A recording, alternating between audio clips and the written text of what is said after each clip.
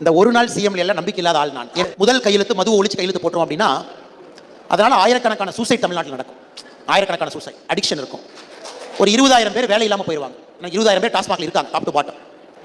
So ஒரு decision எடுக்கிறதுக்கு முன்னாடி மக்களை தயார்படுத்தி, களத்தை தயார்படுத்தி, சில சூழ்நிலையை உருவாக்கி தான் அந்த டெசிஷன் எடுக்கணுங்க. அதனால தான் காமராஜர் ஐயா மாதிரி ஆட்கள் 1954 63 வரைக்கும் இருந்தாங்க. 9 ஆண்டுகள் சிறந்த முதலமைச்சர்னா அந்த சூழலை ஏற்படுத்தி தான் அந்த டெசிஷன் எடுத்தார். மோடி ஐயா ஏன் ஆர்டிகல் 370 ரிமூவ் பண்ணலினா 5 ஆண்டு சூழலை ஏற்படுத்தி 6வது ஆண்டுல ரிமூவ் பண்ணார். அதனால அந்த ஒரு நாள் சிஎம் அப்படி நீங்க இருந்து சில கையெழுத்தை போட்டுட்டீங்கன்னா அதனால பிரச்சனைகள் தான் வருமோ தவிர சொல்யூஷன் வராதுங்க. அதனால என்னோட அன்பான வேண்டுகோள் என்னன்னா, காட்சிக்காக, ஒரு சோஷியல் மீடியா புஷ்ஷுக்காக அல்லது ஒரு நாள் ஹீரோவுக்காக கண்டிப்பான அரசியலுக்கு வரலீங்க. I am here for 10 years, 20 years and 30 years. ஏன்னா சில சேஞ்ச் வந்துங்க மெதுவாக செய்ய வேண்டிய கட்டாயம் இருக்கு. மெதுவாக செய்யணும். சில சேஞ்ச் வந்து மக்களை ஒருங்கிணைச்சு செய்யணும். சில சேஞ்ச் வந்து இன்னைக்கு செஞ்சா ரிசல்ட் 5